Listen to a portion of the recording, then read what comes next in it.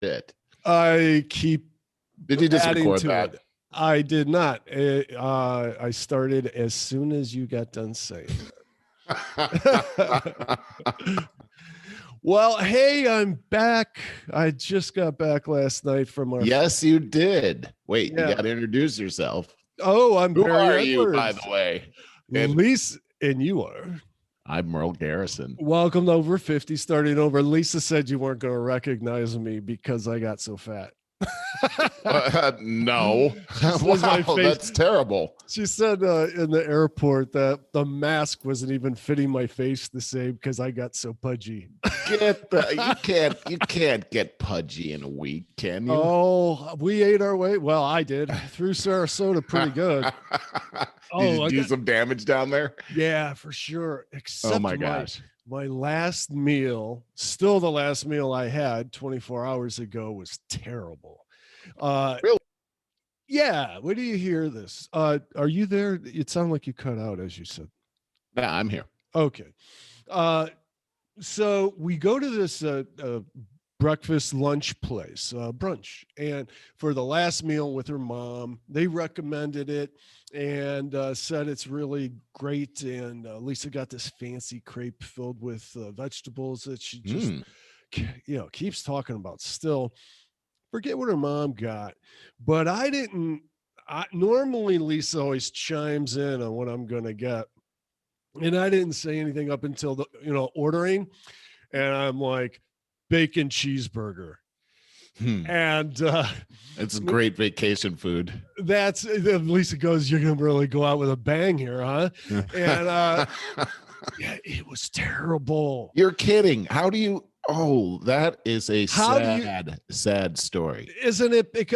How disappointing is that? How disappointed would you be if you got this big bacon cheeseburger that was terrible? I can't even imagine how a bacon cheeseburger could be terrible, because I mean it's bacon and it's a cheeseburger. Unless they dragged it on the floor before they sent it over to you. I don't know if this appeals to your taste as well, but there's just a couple things about a burger that I had. It's particular. First of all, the bun. So it was on this big pretzel bun, and I don't believe a bun should overwhelm a burger. They're just a vehicle to shove the thing in down your throat. Vehicle. That's it. So you can pick it up, and it's like they're like backup singers. You don't want them being on center stage. And that's a pretzel analogy. A pretzel burger's a lot going on, a pretzel bun, I mean. Right. But here's the worst part. It was drowned in Sweet's barbecue sauce. And I'm not sure what that is. Sweets. Sounds good. Well, your barbecue sauce can be different. I mean, it can be all over the place. It was really sweet. And I don't like sweet anything. I'm not even a dessert person. I don't like sweet, especially, a burger savory. You're talking hamburger with bacon. That's savory. Right. So, right. Oh, it was awful. I ate it because I didn't want to complain and stuff. Lesson is let Lisa order for me or I get myself in trouble. Oh my God. Yeah, that's what she said too. She was like, that you wouldn't like sweet barbecue sauce. You don't like pretzel buns. You just don't read. You didn't read it. And, oh my gosh. It's true. So I went out with a fizzle as far as the food goes, but we had a lot of great food. We had incredible weather. It was pretty much 83 and sunny the whole time. Oh, perfect. Until like our last day. Then it was like 74 and mostly sunny. Oh, it's still great weather. What are we talking here? Yeah. Great. And I can see you got some sun. You are definitely a few shades darker than you were when you were on the show last week. And that beach, we went to the beach 3 times. And then where exactly in Florida were you? Sarasota. And we're right next to the bridge that leads to Siesta Key. Okay. And so we like to do a few days of going to the beach kind of early because the sun's so direct there that it's kind of tough to take at 1:32 in the afternoon. So after that, we then go to Siesta Key Village, which is a really fun place to eat, drink, party kind of thing. And I got to tell you, Merle, I forgot about masks and COVID for an awful lot of that trip. Oh, that's what I always hear from people that go to Florida over the last year, really the last, I guess the last year. Yeah. So it's like a year exactly lockdown. Yeah, isn't that something? Yeah. So tell me, I love to hear this. Can you just tell me a little bit about that so I could just so you could drink vicariously live it through you? Yes, please tell me a story. Yeah, well, first of all, the beach was really very packed most of those times, and you're not going to see a mask on a beach. Oh, I see them here. They wear them on the beach. Oh, yeah. Okay, so wait, let me just say. Sure. So they go down there. The wind is always blowing from west to east. So when people are at the beach, facing the beach, wind is in their face. So, that's it's not coming from other people. It's coming from the beach. So I'm thinking they think it's going to blow over from China, and they're just going to. It's a joke, but I mean, they're all like, why are you wearing it at the beach? We're not even close to each other. So and so they didn't wear them in Florida. No. And most of the restaurants and bars and even stores were pretty laxed about it. Normally you walk into a store, you put it on. But the restaurants, it's kind of, it points out the ridiculousness of being overly vigilant about it, because if you only wear it to walk around, but then you sit down, you're not wearing it, so everybody's sitting and not wearing masks, it's all like, what are we doing? Well, it's because COVID it can't get you when you're sitting down. Is that right? Well, all of the different theories, they never get really too cleared up, because we're talking about beaches and stuff. There was for a period of time, they're talking that the ultraviolet sunlight kills it instantly, and it can't. I remember that. How does that stand these days? I don't know. I don't. Everything's still murky. All the information's still murky.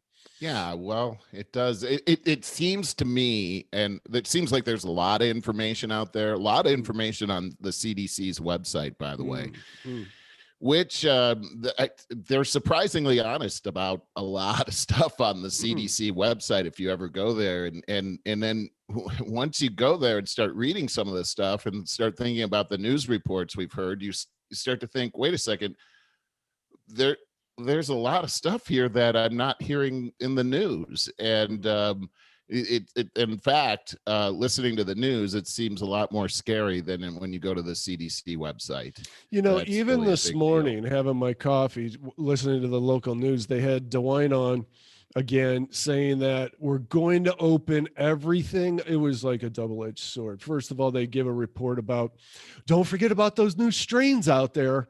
They give some good news, and then don't forget about those new strains out there. We're not sure if you can handle that. And DeWine said, we're going to open things up. I forget exactly how he said it, but he used some figures, and it was like in December, we had 750 deaths, something like that. Then he says in January, we went down to 530, something like that. In February, we went down to 330. I think around there. And I think he said, when we get down to 150, we're going to open everything up. So that's what's going on. All I know is, all of the numbers, all of it is really dying down. Now, what do you attribute that to? The natural part of the season? Is it vaccines? Is it the amount of people that have contracted it were the most susceptible? I don't know. Combination of all those, I don't know. But I really do feel like we need to open this up carefully, watch for any spikes, let everybody know about that we'll shut it right back down if there are. But I kind of feel like we're overdue. The depression has gone up a whole lot. Suicides have gone way up. So, and I'm especially talking about in teenagers that are heavily affected by this. So I really think that we have to do that, and we have to do it very sensibly. And I want to say too, tying in back to the vacation, about depression, that you just don't realize when it comes on, because it's a very slow, insidious process. And during this year, with all that went on, I can tell you that, okay, so after we had a couple of weeks ago, we had our discussion about joy. Mm-hmm. Yeah. Yeah, very good discussion. Yeah, it really was. It was very meaningful and I think helpful. Lisa watched the show and we discussed it a lot. We discussed it before we went on the trip. We discussed it during the trip. And so it was a very conscious effort that we are going to feel and experience as much joy as possible. Merle, I'll tell you that we were full of joy and happiness every second of that vacation. That is outstanding. I love that. A couple of takeaways there. You then realize how oppressed we've been because we didn't feel so oppressed. So there's that, Yeah. And the other thing is I really, this is what I want to share with everybody, is when you make this conscious effort, because hey, every other vacation we've done, we've not had that discussion. We have not, put that as a priority. No, you don't think about it. We're going on vacation. Yeah, because it's going to be automatic, right? Exactly. Yeah, automatic. Well, I'll tell you what. We had a little strain between us on the leading up to it, right. Naturally, as sometimes people do. It can be stressful before a trip. In fact, there's sometimes anxiety before a trip. And we definitely both get anxiety before a trip. We talk about it. And but we put everything aside. We just both did. We didn't even talk about that, but I know it because of the talking about joy and stuff like that. And like I said, thoroughly enjoyed every moment of it. And, even during a trip, you can have disagreements and little things that you can get offended about, and it turns into a bad afternoon or evening. No, right. We let, if one or the other did something, we let everything slide, So as I said, every minute we really enjoyed it. And so we got that to kind of look back on, inspire us to stay more bright. And as it's bright outside here now, and we're going into the 50s coming Monday and then 60s Tuesday, thank God. I get on the other side of the winter blues. I'm already on the other side of it, but it's all this COVID stuff too. That this is what I want to share is, if all you can do is plan a long weekend or any weekend where you go out and do something that is a favorite time. You and I talked about, maybe it was last week, sled riding came up. And I was like, oh God, I haven't thought about that forever. And you got me so jazzed. I wanted to plan it. There's no way I'm going to get any sled riding in this winter now. It's going to be in the 60s. It's pretty much over, right? Exactly. Yeah. So I'll have to, but my point is, wherever you live, whatever your favorite thing is, you could go to your favorite park and have a picnic, which is that's really like delightful to do, It is. Plan to put some joy out there. I think that what a fantastic opportunity you had to really get away from the environment that you've been in, you've been isolated in, really, and get to Florida, where it's almost a vacation from the world. Yeah. Because of everything that's happened with COVID, and they've done a great job down there. From what I've heard from everybody, they've done just a fantastic job of keeping things normal. And that is, it almost makes you want to move there, and I mean, I've thought about it. I can't do that, but I've thought about, gosh, wouldn't that be great? But just to be able to get away. My boss at work was in Florida this past week too. He was down in Fort Lauderdale, and he sent me these pictures that were just unbelievably beautiful. He got on a friend's boat in the intercoastal, and nice. It's just breathtaking down there. But the whole thing was that he needed to get away from work, and we all need to be able to do that. We need to not only get away from our work, we need to be able to get away from our routine, and get into a place where we can just have relaxation. And if you're married, you focus on one another and put all that stuff away. We need that for mental sanity, and we especially need it right now. We laughed so much. Oh my. And just us too. And we had the conversation about like, well, what if we bring this couple with us or that? I thought about it, and I'm like, We're pretty unique in the same in our we're early people, early out, early to come home, and we both like it that way. When I say early, I mean we're home by 7:30, 8 o'clock. You're not at like dinner at 4:30 though, are you?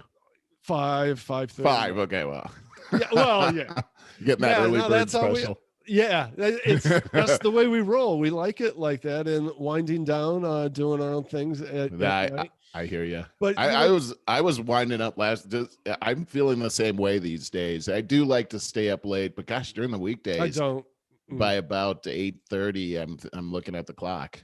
Oh, so another thing is, Merle, to be in a region that feels more normal, not so uptight, was breathtaking. It was a breath of fresh air. It was well, tell me more. They're pretty. I mean, I would assume that loosening these restrictions would cause something like that, but tell me more. You don't feel like you got to watch what you say and whisper everything because people are going to get offended and yell at you, give you dirty looks. And by the way, it's, another thing is I saw very little news over the last couple of days. I've tried brushing up a bit, for us to talk, but, so the cancel culture that's out of control and the bullies, the geeky,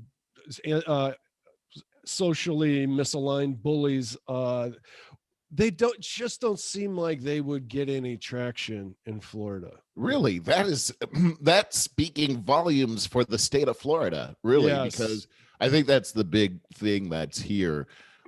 It's sure we have these social mores that have changed, and as a result you've got people that are, I mean, it's driven a wedge in relationships and in just, you go to the store out here, everybody's wearing masks, everybody seems timid and afraid. Yeah, nobody looks each other in the eyes, they don't smile at each other. Your smile is taken away, it's behind a mask. And so people, like they go out of their way not to communicate with each other. It's a cold, lonely world.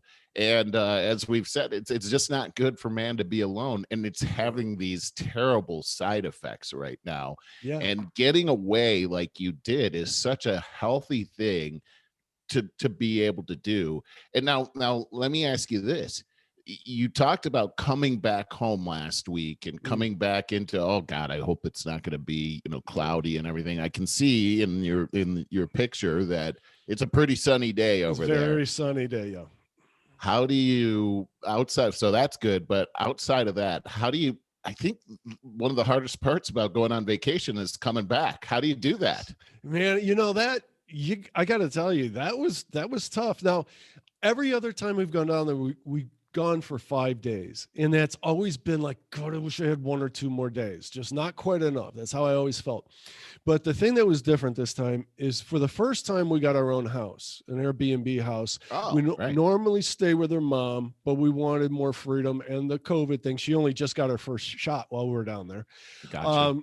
So had no idea how much more relaxing that was for us. So anyways, what I'm saying is, so we're gone 7 days.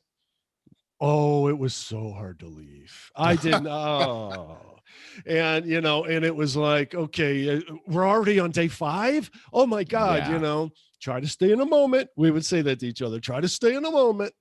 And so there's that. But we've been looking at different places to possibly move to for a long time. We've been to Austin, Denver, and I just want to say Colorado, because we loved all of Colorado.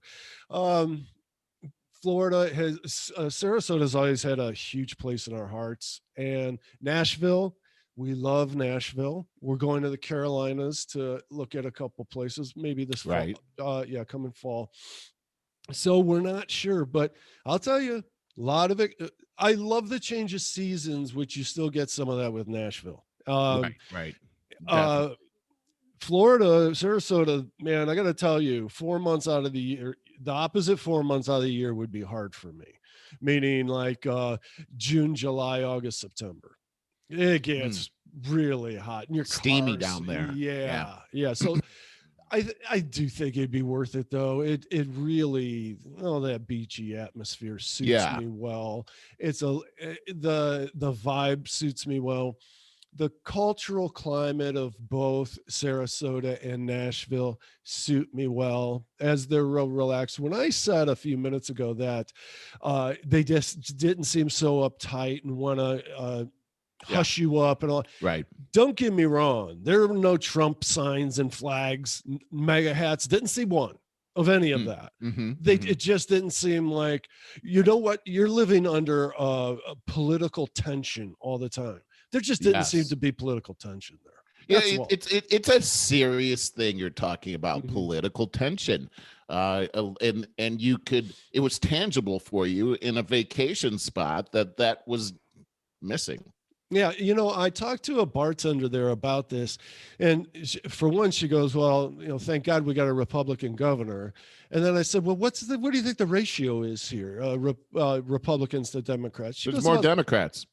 She says she thinks it's about 60-40, more Republicans, but it's still not super one-sided. When you think of Texas outside of Austin, you think Republican. You do. Yeah. And so my point is that even with a pretty normalized balance, it's a really different thing from when you get into a very liberal area. It's just tense. Yeah. I thought I had heard it was actually pretty close in Florida, like you just said, but I thought there were more Democrats in Florida. At least that's what I heard running up to the election. And they've flip-flopped as far as governors down in Florida before, but it's been very interesting watching Florida over the year because, of course, the demographics of COVID show that it's the elderly, it's the people with the comorbidities that are the most vulnerable. And gosh, those are all, that's like most of the population in Florida. Yeah. And yet they haven't had it so bad in Florida. I mean, the death rate is at about 27, I think, out of 50 states, compared to New York was number one. It's an interesting thing how DeSantis has opened up things, and it seems like they've been able to do well down there. I wonder, just thinking out loud, I wonder if that ultraviolet ray thing has something to do with it down in Florida, because you certainly are getting some serious ultraviolet rays down there. You're right, Barry. I remember going down there from Ohio, and the sun is definitely different down there than it is in Ohio. It's like there's a magnifying glass over the sun. Oh yeah, and I'll tell you straight up, I always put sunscreen on every exposed part of my body, and look at me, I'm still, tons of sun gets through there, even though it's like 40, SPF 40 something. Yeah. The sun's serious down there, boy. I remember going down there as a kid, and I was staying with some friends, and they were saying, "Oh, stay out of the sun, or be careful of the sun. It's very different." And so we went on this bicycle ride with our friend that lived down there. About halfway through, he crashed his bike and passed out from sunstroke. And my brother and I were like, "What's going on?" It didn't affect us, but it affected the guy that lived there. Wow. I want to do a shout out. This past week, it was Scott Garrison, my brother's birthday, and he's 50 something now. I don't know if we forget how old we are now, but I just want to say I'm just so blessed to have a brother like Scott. It's very rare that brothers become best friends, and we've pretty much always been best friends. And I can't imagine him not being there. There's a scripture in the Bible that says that there's somebody that sticks closer than a brother, and it's talking about Jesus. But I can't imagine somebody sticking closer than my brother has. He actually lives 2 miles away from me. And he's just I just love him. Happy birthday, Scott. Yeah, I love you too, Scott. Happy birthday. You're an amazing person. And your relationship has always been so inspiring. And I told you a few days ago, I saw that Frasier's making a comeback, the show Frasier. Frasier. I love how Frasier and Niles remind you of me and my brother. Yes. I think that's hilarious. Yeah, they always have. And it's a relationship for a large part. Yeah. So anyways, I wonder how that's going to go, because their father was a large part of the show. He passed away. He really was. He was the straight man that played off against their sophisticated uppityness. You know what I mean? Yes. Yeah. He was I needed. mean, it just kind of went over my head. You just told me Frasier's making a comeback. I thought it was the reruns. They're actually going to restart the show. Yeah. Oh my gosh, that's amazing. I've often thought that several shows could make a comeback, like Seinfeld, for instance. They could come back at any time and do their thing, and I think it would be just as funny, but you never know. Never know. And I just saw a billboard the other day for a remake of Coming to America, or not a remake, but a sequel to Coming to America, the movie. So we'll see. That was one of my favorite movies, actually. Yeah, I thought it was really good. Funny movie. Yeah. Hey, so when I was talking about the cultural climate and stuff and feeling like you didn't have to whisper, uptight. Yes, that's how it is here. I know, man. And cancel culture has become a worse problem by the day, it seems like. And yes, it has. It makes me very angry. It makes me very angry that so many people bend to it. But, Lisa makes a point. She's like, if you were in corporate, and I got to tell you, Merle, you take do I want to say a chance or a lot of bravery on by expressing your Republican views on here, which can then be taken out of context. They could absolutely extract things here and there. And so what I want to say about it is it's horrible. It's horrible. I think I said on the last show, I think it's kind of like rape, which I think is worse, in some ways worse than murder, because hey, kill somebody, the pain's over with. But boy, you destroy their life, and they live with that pain for how many years to come. And there's such a glee that is being taken in destroying people's lives. And there really is. With the Hyatt, I think it was earlier this week. Yeah, it was. Yeah.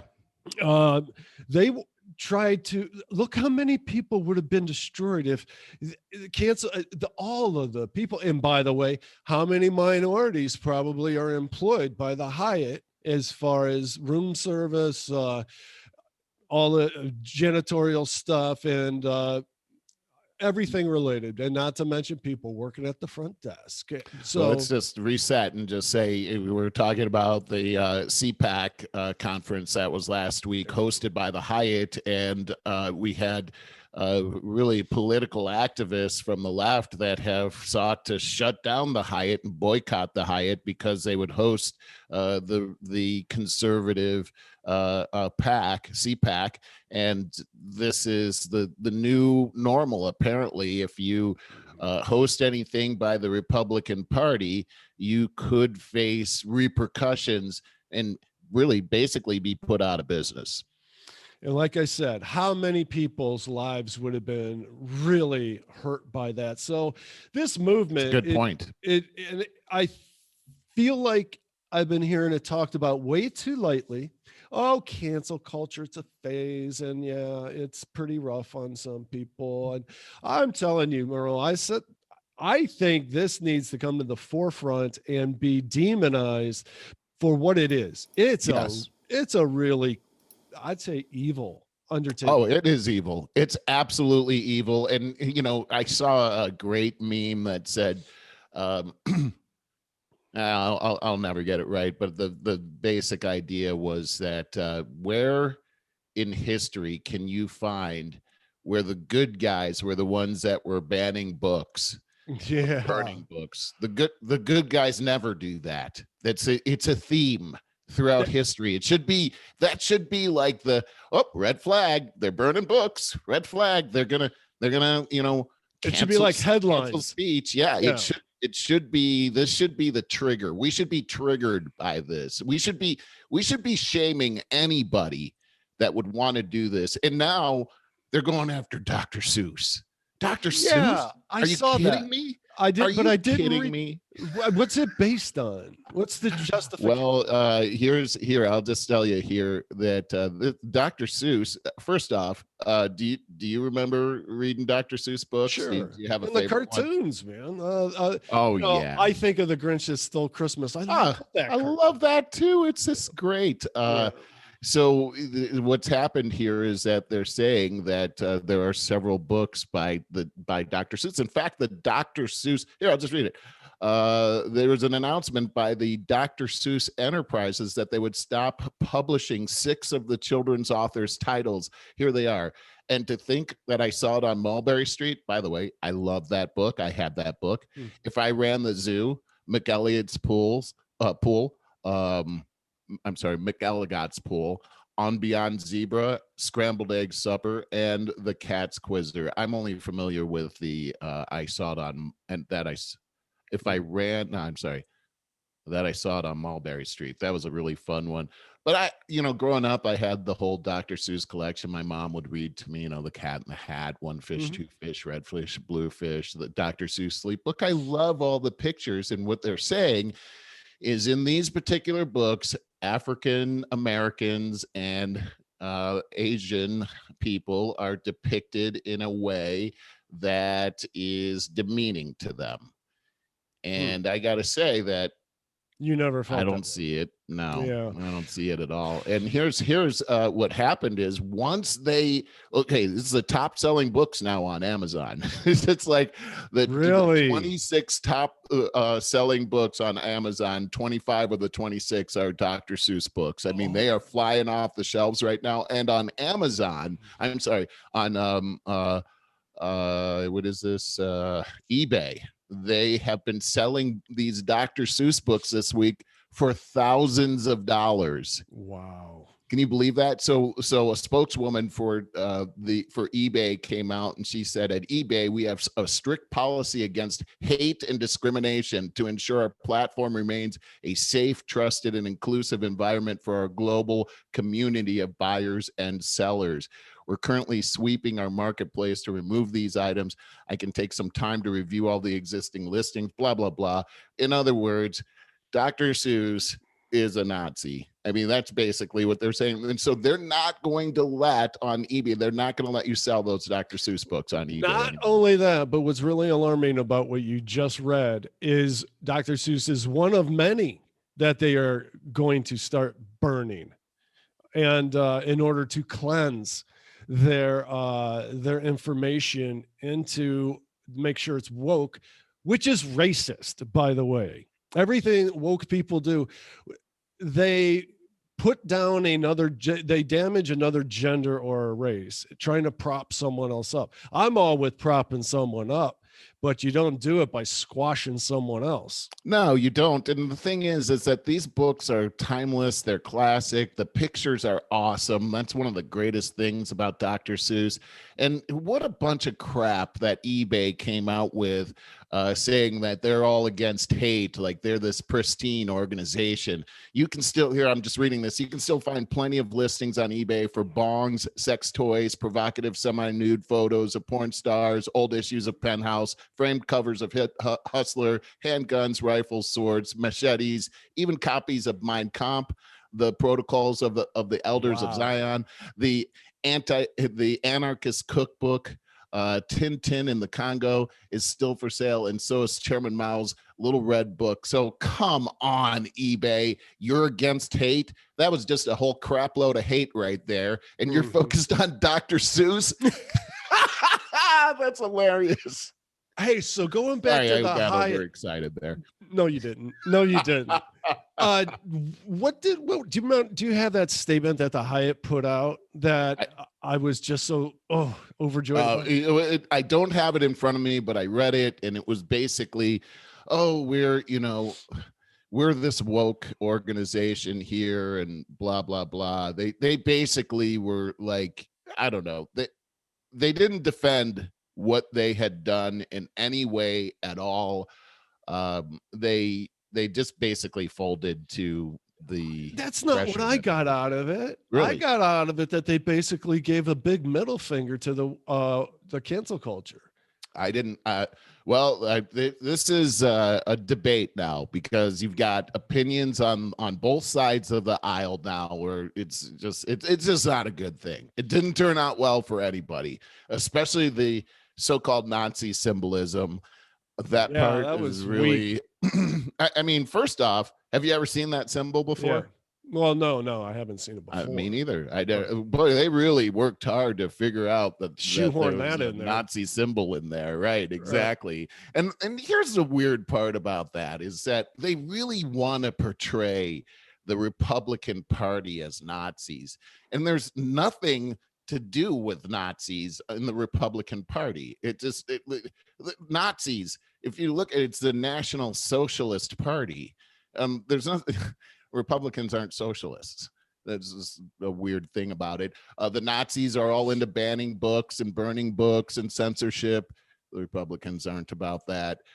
They're about separating. They're very Race. They're very focused on race and separating race. The Nazis, that is, and you know what kind of blood you have in you. How much blood is a certain race? How much blood is not that race? There's only one party that's all about that here. So I mean, when they keep putting that on the Republican Party, it seems like a game that they're playing here. That is like going back to what you said. It's tantamount to murder. Yeah, that there is a thing though that I saw a symbol not too long ago for dividing up the parties. So you got the left, you got the right, Republicans and Democrats, and it was in the shape of a horseshoe. And a horseshoe isn't just a regular U, it actually bends around. It's almost kind of a circle. It comes. Okay. So the far left was way down on the one left side, of course.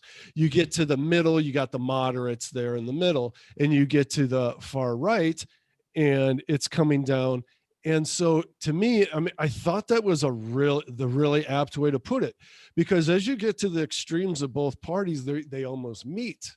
You can take either extreme of a party a little bit further, then you go, and then if you connect that horseshoe, I'd say that you got communism and you got a totalitarianism there on one side or the other. It's interesting to think about, you know, when you take a look at the political spectrum, though, on the far right is supposed to be anarchy, and on the far left is supposed to be radical. And so anarchy, the definition of anarchy is actually no government. Right. And actually, if you take a look, here's what's really interesting about this is that is actually the ideal world that the founders envisioned, is that that could possibly happen. But the reason that it would never happen is because we live in a fallen world, and that that man, there's always going to be evil in the world. And so if we leave, if we don't protect people with government, protect borders, things like that, then our existence is at risk. And so we can't actually have that.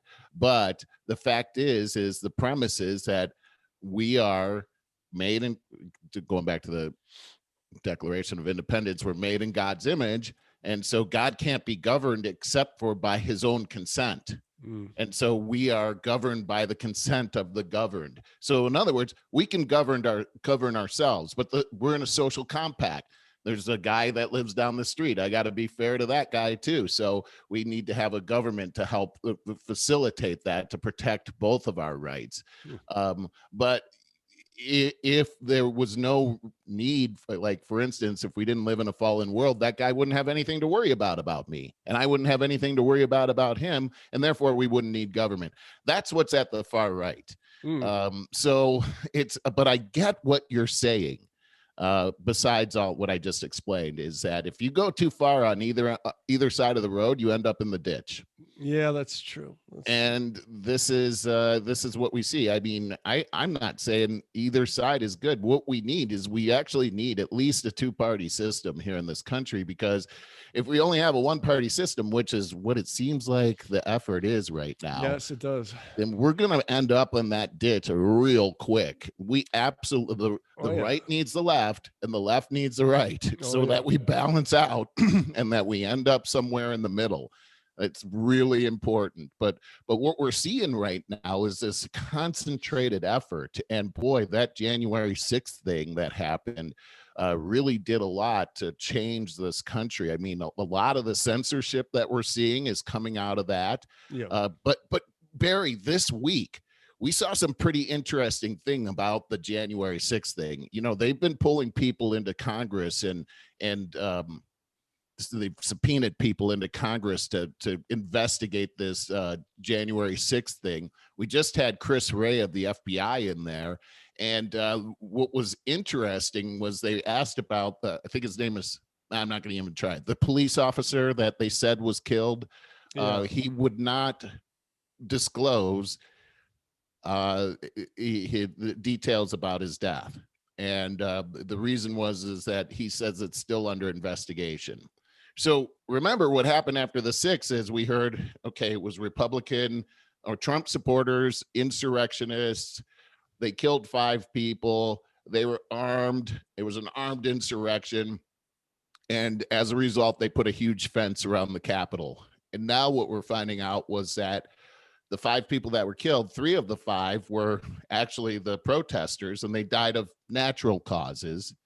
The one woman was shot. We've seen the film of that. Yeah. The police officer, the family is out. They're speaking about this. They're saying that the police officer died in the hospital of a stroke, that it wasn't because he was beaten to death, that he actually died of natural causes. And so which is it? It seems to me like the media has really used these very jagged terms to describe this. 5 people were killed and they put that on Trump, but were they really killed? Well, that one woman was certainly killed, but she was killed by the Capitol Police. She wasn't killed by the Trump supporters. And you look at that film, she didn't need to be shot. And if a black person were shot that way, the whole place would burn down. It's pretty crazy. And I'm just going to throw out a couple things. Then we hear like Proud Boys, QAnon, white supremacists. I've never even heard of the Proud Boys. I've never heard of any of them until recently. Yeah, it's just like these terrifying words come out, and then we're bombarded, and they say them over and over and over again until we're fearful of it. And it's just like this isn't true. This isn't real. Let's get to the truth. There's that saying. I think it's a psychological thing. They say if you say something 5 times, it'll become someone's reality. Yeah, you're right. This whole white supremacy thing, that turns my stomach because that is so racist. It is so blatantly racist. And they're using this, and a lot of people fall for it. These white people get guilty, and then they start, oh my God, I got a virtue signal. I got to call people, I got to call out my privilege and call other people racist. Yes. It's unbelievable. And, a few years back, like we said 100 times, we just had a 2-term black president that nobody thought much of this. I thought it was going to help heal the country, but that was seemed to have made it worse. Well, it did, because that's when they started fanning the flames of identity politics. And now here we are. But it's amazing to me that on a whole that we're dumb enough to fall for this, because where are all these white supremacists? I hear about them all the time. I do too. I haven't seen them. They haven't been after me. LeBron you would James think I would have known some. You'd think I throughout would have been chased by some recently, and I haven't. Recently, I haven't seen any. I've never seen one Ku Klux Klan member in my life. Not that I know of. I saw somebody wearing a t-shirt one time that had a Klan member on there, which that was pretty wild, but I've never seen like the Klan. But you'd think that they're marching down Main Street in every town by the way they talk in the news. Right, in their sheets. Yeah. Burning crosses, those jerks. Anyway, but I just want to say this, that I don't like the KKK, but they have a right to say, they have a right to speak. They have that right in our government. And like I've said this many times, is if they wanted to go and have a rally in my park, I wouldn't like it, but I'd be the first to support it. Because I think that freedom of speech protects not speech that we like and feel good about. It protects speech that we might disagree with or find offensive. That's what you don't protect speech that everybody likes. You got to protect speech that people don't like. All of it. And like you just said, I have conservative values. I don't want to be shut down like Dr. Seuss, and I can't even speak my values. And let me just go back to Dr. Seuss for a second, because this guy put out books like the one. Did you ever see the one about the Smeeches? Okay, that was a cartoon that came on TV, and it was they had these stars on their bellies. I think it was some of them had stars and other ones didn't, and so the ones that had stars thought they were more important than the ones that didn't, and it was this whole lesson on how stupid racism is. And that's the kind of guy Dr. Seuss was. He was able to teach us these very important lessons about life, about how to be a good person. And now they're banning that. And what's next? What's going to be next? If you ban Dr. Seuss, then all bets are off. You can ban anything. You can say anything. By the way, Dr. Seuss's books were banned on his birthday. Oh, that's horrible. I mean, and it was the Dr. Seuss Foundation that did it. And a lot of people are saying, oh, well, it was them that did it. And why did they do it, though? What kind of pressure was on them to make that happen? And to do it on what foundation would drive a dagger in the back of their namesake by canceling his books on his birthday? That's sick. Okay, so how long is it going to take before the Bible is banned? Because there's a lot of stuff that would be a lot easier to say about the Bible than Dr. Seuss. So I'm just saying, Dr. Seuss sort of sets a plumb line for what can be banned.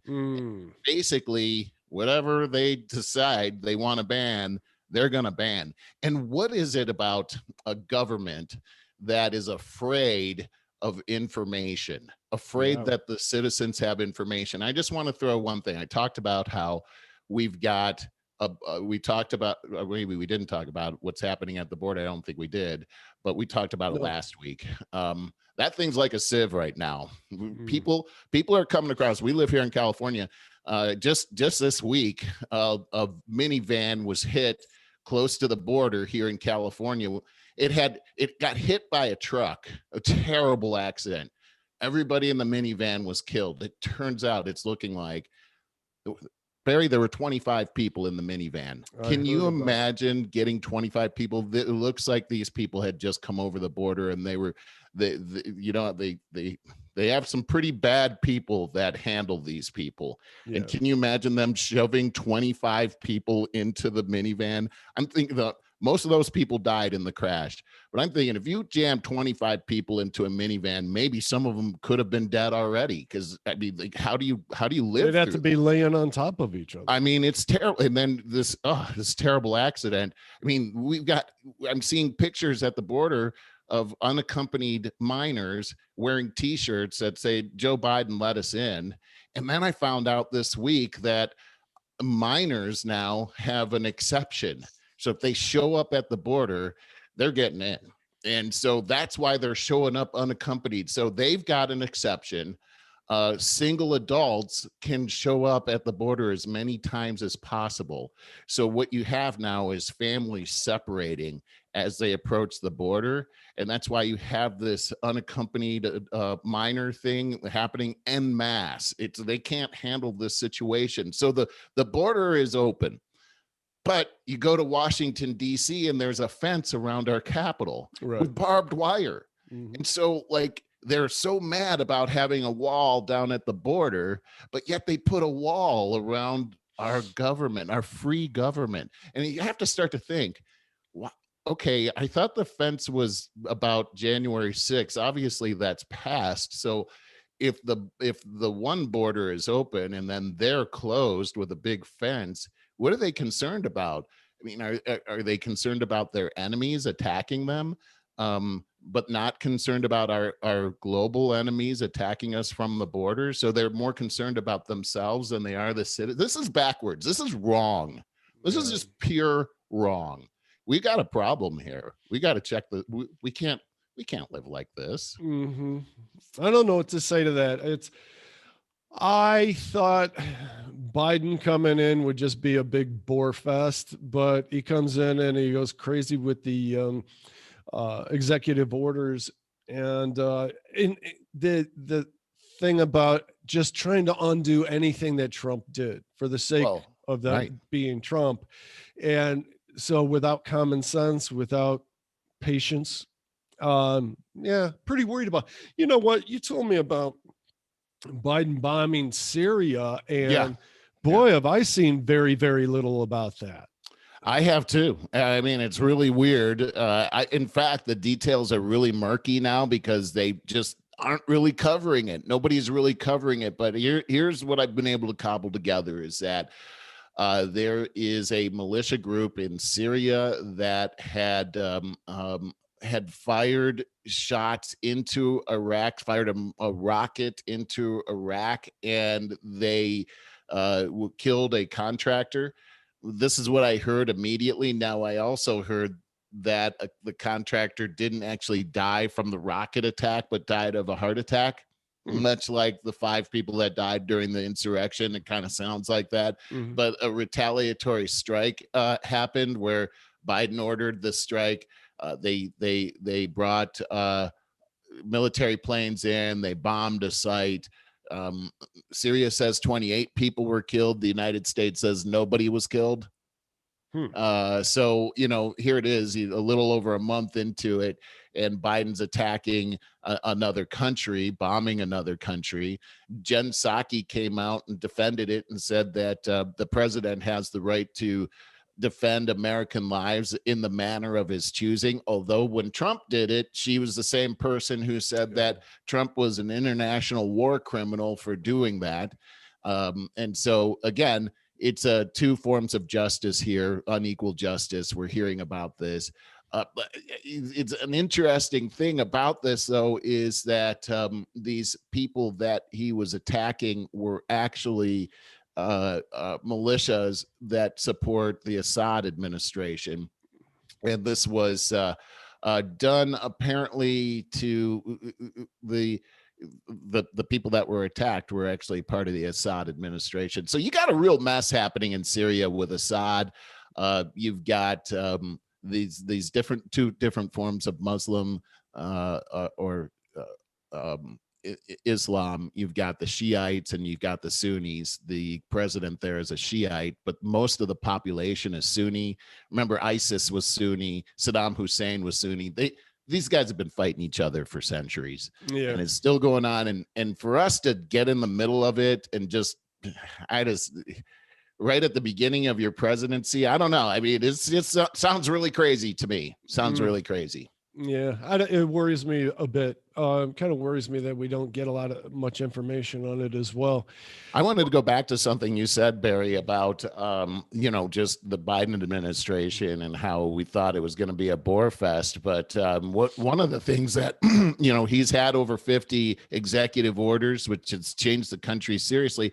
The other thing is you've got a majority in the House and the Senate, and the House, where most laws are being originated, most bills are originated, has gone pretty crazy. Last week, we talked about the Equality Act, which, by the way, the House passed. That's going to the Senate now. That will change everything as we know it here, as far as how we communicate and how things are going. We talked about the details last week. It does take a supermajority or 60 votes in order for that to pass. It's very unlikely that that's going to pass. The Republicans are pretty well set against this one, but a new one, House Resolution number 1, which is the Voting Act, or the change to the voting laws, just passed the House. All the Democrats except for one voted for it. No Republicans voted for it. This is going to change things. It's going to it'll cause it guarantees voting rights for felons. It enshrines mail-in voting. It also causes Washington, D.C. to become a state. And the Republicans are obviously voting against it because everything that's in it favors the Democrats, and would enshrine the Democrat rule in Washington, D.C., and probably forever. So these are the things. Again, this one probably won't pass in the Senate as well, because you're going to need 10 Republicans in the Senate to vote for this, which that's never going to happen. But it is interesting, the militancy of the Democrat Party and how they're looking to just crush the Republicans as if they were the enemy. Yeah, for sure. What else you got there?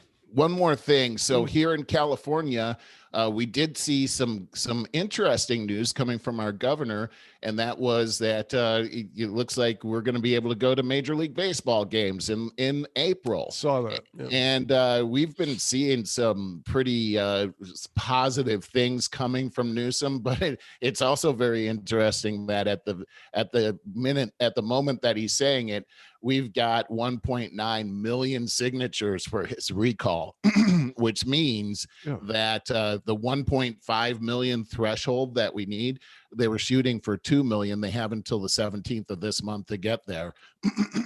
There'll be a weeding out process.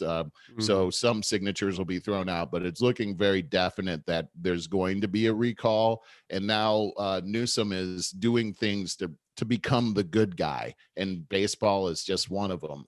But we are seeing that it is very interesting to take a look at. Okay, so at the same time he came out with that, he came out with something else, which he's saying we're encouraging people basically to double down on mask wearing, particularly in light of all of what I would argue is bad information coming from at least 4 states in the country. We're not going to go down that path. So he's wanting us to wear 2 masks now. Well, if you take it that way, double down. No. I'm sorry. The state is that Newsom says Californians should wear 2 masks in public. That's actually, he's actually saying, wow, we should wear 2 masks now.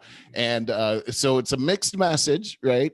And he's saying that because of what happened we're seeing it happen in Texas and also in Mississippi. Both governors came out this week to say that the mask mandate would go away within a matter of days. So they're gonna get rid of the mandate. That doesn't mean that nobody's gonna wear masks. Like the stores you went into and talked about in Florida, it'll be more like that.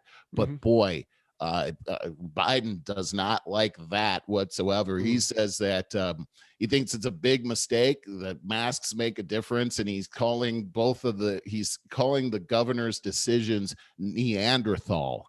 Okay, I don't like that, but what a great test study, because you'd think somebody's going to be right and somebody's going to be wrong, and it should be obvious. If numbers continue to go down, then the masks are not that big of a deal at this point. Now, you know what seems to me, just common sense here. I try not to get political about this, but when COVID was very rampant, say November, December, nobody had to tell me to wear a mask and wash my hands. I was fine with that. I mean, if they never said it, of course I wouldn't do it, but it sounded like the right thing to do at that point in time. Well, it's interesting you're saying that, because the governor of Mississippi totally agrees. And he says that, we should trust Americans, not insult them. And he's saying that we don't need to be babysat. So like you just said, you're smart. If you think you need to wear a mask, you don't need your mommy telling you to put a mask on, because that's what the federal government is acting like, is they're going to be your mommy and, oh, now wear a mask. Now don't be a Neanderthal. Like we don't, that's not what our government is supposed to be. They're not our mama. On the other, we're actually the dog that wags the tail, not the other way around. What if they spike though? What if they... Then they can change. You know, I mean, that's their decision. That's the whole point of consent of the governed, is that we're the ones not the scientists.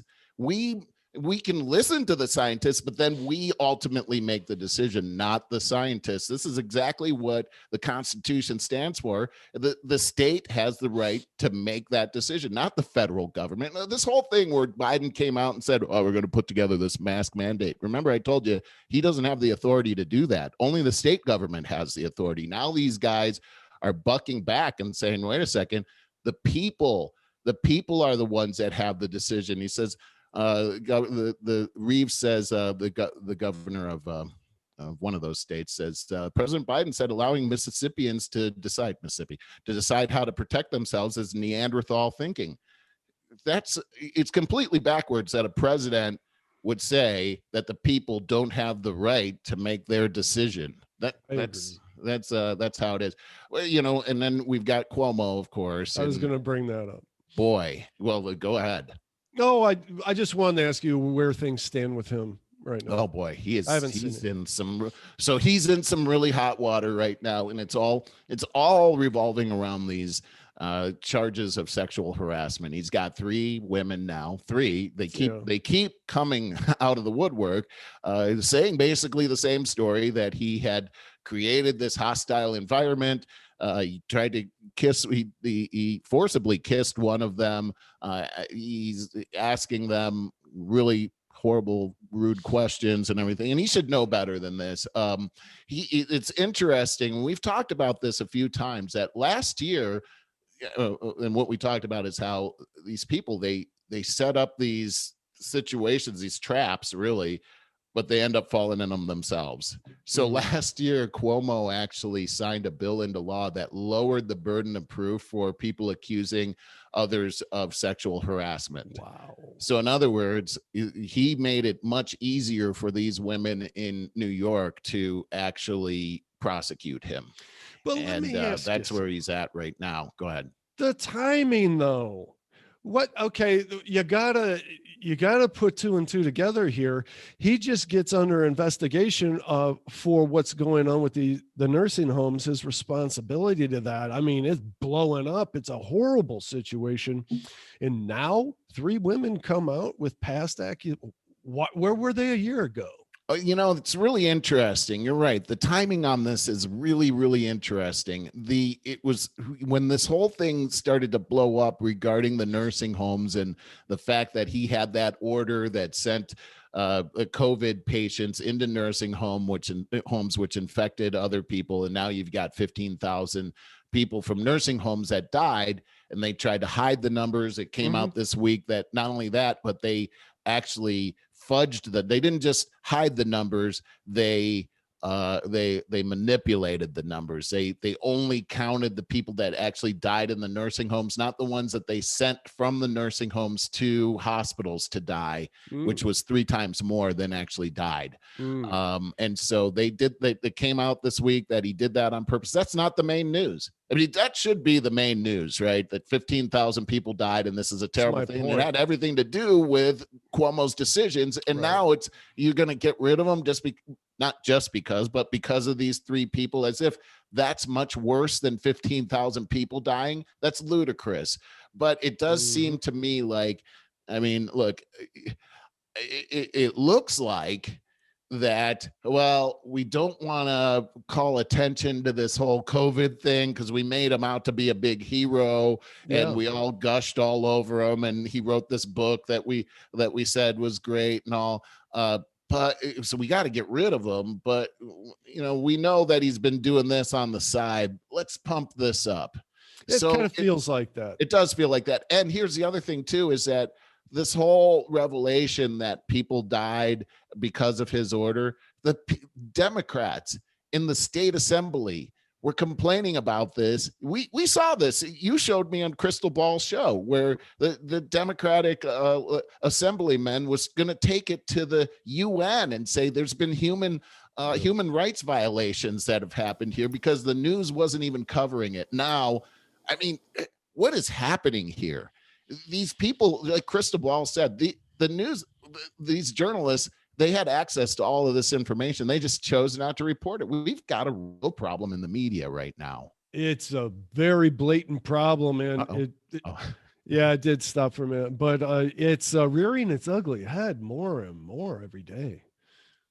I don't know what to say. Well, it has repercussions for other states too, like Michigan. Now Gretchen Whitmer is under investigation on the nursing home thing, and Gavin Newsom, they're looking at him as well. And remember what happened in Pennsylvania, where the Rachel Levine, the Pennsylvania health secretary, took her mother out of the nursing home to protect her while she was the one that made the decision to send the COVID patients to the nursing home. So she took her mother out of there, but let all those other people die. Now she's actually up for HHS assistant secretary for the federal government. She's now Biden has appointed her, and she's now being confirmed in the Senate. So that's a whole terrible story right there. But here's another thing is that this is a hypocrisy. Hillary Clinton weighed in on this whole sex scandal about Cuomo, going back to that and how horrible this is. And we need an investigation. Nothing about the 15,000, but go after him about this. The same thing that her husband was guilty of, when she protected her husband. It's just such hypocrisy. But then Biden also said the same thing. Oh, we need an investigation. Well, Biden, what about you? I mean, he had that Tara Reid woman, say that she had been sexually assaulted by him. And so what's good for the goose should be good for the gander. But this is all about these traps that have been set, that these people that set the trap are actually falling into themselves. Well, yeah, there's no more room to run. There's nowhere to, everybody's guilty of everything right now. They really are. Yeah. Want to lighten this up? And it's about time, right? Yeah, it is. So I wanted to ask you about, I mentioned before, about maybe all-time favorite songs, favorite albums. Nothing right away comes to mind because it's funny because I have lots of songs that I like. I've never ever had like a favorite song or even a favorite band. I'm so weird with music. I have a bunch of favorites. Like I couldn't say one above the other, but one that comes to mind immediately. There's two that come to mind immediately for me. One is "Take It to the Limit" by the Eagles. Oh, I love that song. I think a lot of people would have that song on their list. Another is "Hysteria" by Def Leppard. I remember that song. It's nah. Oh, that's funny. I got several. "Hello, It's Me" for Todd Rundgren. Todd Rundgren, yeah. Yeah, I don't know. That song just gives me a feeling. All kinds of songs from Bob Seger, because he makes me have this feeling of reminiscing. I love that. He's something else. Favorite. "Boys of Summer" by Don Henley. That song. Oh yeah. Wow, that's something. Favorite albums. I always think the Cars first album. That first album rocked. I didn't like anything by them after. I didn't really like it either, but that very first album was really something. Cover to cover, yeah, absolutely. Yeah, it really was. AC/DC Back in Black. Yeah, I think that was a worldwide favorite, actually. I think that one hits the top as all-time favorites. That again, all the way through that album. That was every song is a good song on that one. That's true. Right up there, totally different genre, but the Eagles' "Hotel California," you gotta bring that up, those are great albums. I think "Hotel California" was the first song I learned on my guitar. Really? Yeah, exactly. And I remember I got that album as a kid when I was like 11 years old, and staring at that hotel and the inside cover and looking in there. There's some I had this thing hidden in subliminal messages in rock music, and there's some weird things in that picture there that I would just, oh my God, look at I remember that. I mean, everybody had that album. And there was all the rumors about, is there a Hotel California? Oh my God, what happened? What's up? And I saw Joe Walsh. But if you want to see some fun interviews, just look up Joe Walsh on YouTube. He's got some good stuff. And he said he's an interesting guy. He really is. He's actually very bright and very bright. But he said it was really about the movement that was going on at that time. He goes, we're all in California, and he's talking about the Eagles.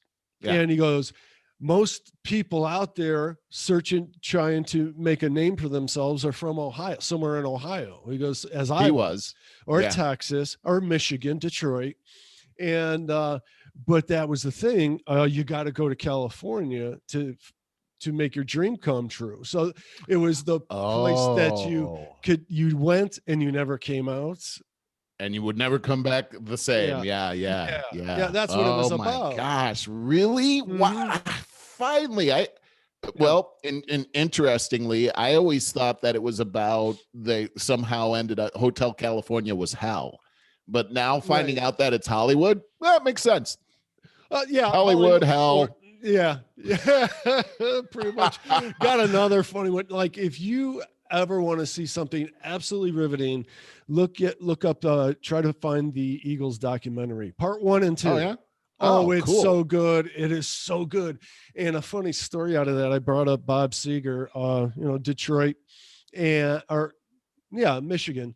And he was playing with Glenn Frey when Frey was in high school. Seeger was actually getting sick of his band, and he says to Frey, "Hey, how about if we just do this gig on our own?" And right at that time,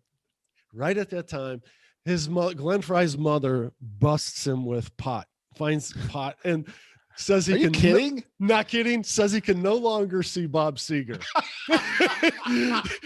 Has no idea the ramifications of music historically. Changed the world right there. Exactly. Just because he was got caught with a joint with Bob Seger. I find that a great fascinating. That's a great story. Find that fascinating. You got Seeger, and then you got the Eagles, and then but none they never come back together again because of Glenn Frey's mom. And I think it was Glenn Frey talked about in that Eagles documentary how Jackson Browne influenced him so much. They were roommates. They lived together in California, trying to make it, in a shoebox, basically. Right. But and I'm trying to think, was it Glenn Frey? I do think it was. But he said that he taught him everything about songwriting. Jackson Browne was his inspiration. Really? He was a great songwriter. Yes. He said he would just work and work and work on a song. That it was a very laborious process of just modifying and modifying and modifying. So I don't know how they do it. I just don't know how they do it. And then that's another thing that the guitarist Joe Walsh, he said, he goes, nobody had any idea that we didn't really know what we were doing.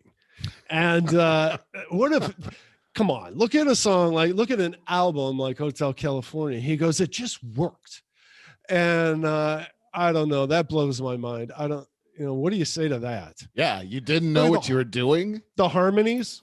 Yeah, I mean, my God, the harmonies were. Yeah, it really sounded like you didn't know what you were doing. Yeah, right. And the guitar work, and that's what he said. He said about his own guitar work that especially early on in his days in Ohio with the James Gang and stuff. He said, "Boy, it was he was at Kent and doing local stuff." He said he didn't know what the heck he was doing. Yeah, well. It sure did come off pretty nice. So yeah. Hey, but there's a lesson to you. Is just get out there and do it, and you never know what's going to happen. Well, and that's also, doesn't it seem to you like the artistry that is rock and roll and related music? Man, nobody can capture it past their 20s. And come out with a great new album. They have their heyday, and then they just tour with that same.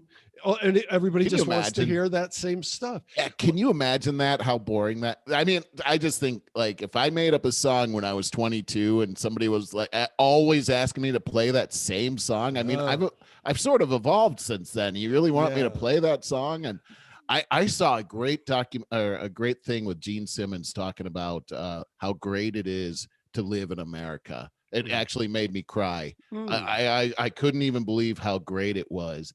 But I thought about, how here's Gene Simmons. I actually heard him speaking first, and I didn't know who it was. And it sounded like was the Prime Minister of Israel, Benjamin Netanyahu. It sounded like an old Jewish man. Well, that's what he is. Who I had in my mind. And then when I saw the the actual video of him, he's got that long black hair. Of course, it's dyed, Sure. but and I'm like, that can't be the guy talking, And then I'm like, who is that guy? Wait, it's Gene Simmons. And I thought, well, here he was as a young man. He decided to be this, super demon guy. Yeah. And now he's an old man and he's still doing that, you Right. know?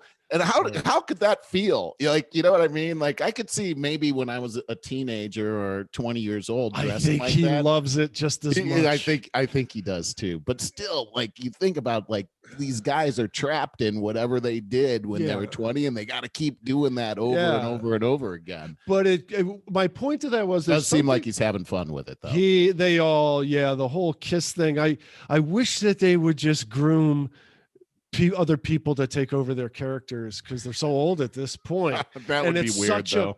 But it's such a cool thing that they developed.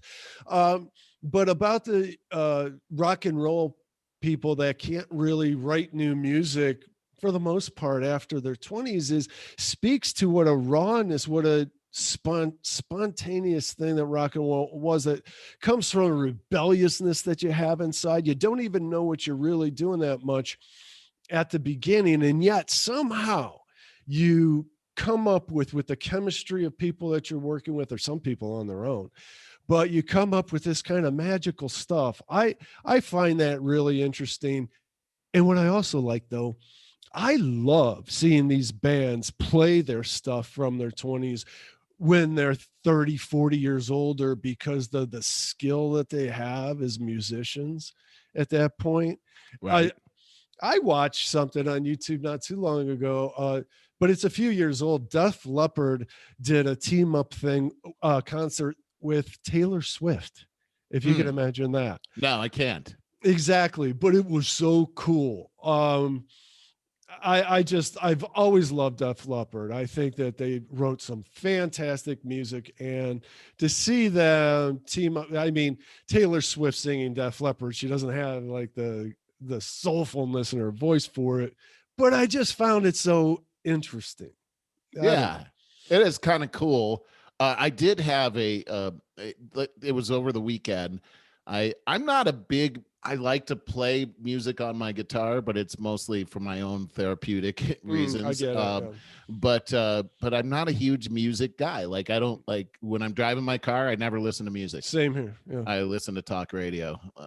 And so, but the other day I was thinking, I want to learn this song by Crosby, Stills, Nash and Young, Woodstock. And I just got that in my mind. I'm like, I should probably listen to it first. I started listening to it, and it got the nostalgia of, I was suddenly back in Kent, living at the same house with my brother at 228 College Avenue. And it was like, in my mind, it was Saturday morning, and we were probably going to get on our mountain bikes and go like into the park or something really cool, like the whole day. And I got that same feeling and everything. Yeah. I cried for joy. It was just awesome. So yeah, music is really, it can take you places when it really stirs. We should sign off, though. You're right. Kind of went a little long here. Thanks, everybody. Go to over50startingover.com and sign up for our email so that you get all this stuff and our links, everything right into your email box as it happens. All right, everybody. See you next week. Bye now.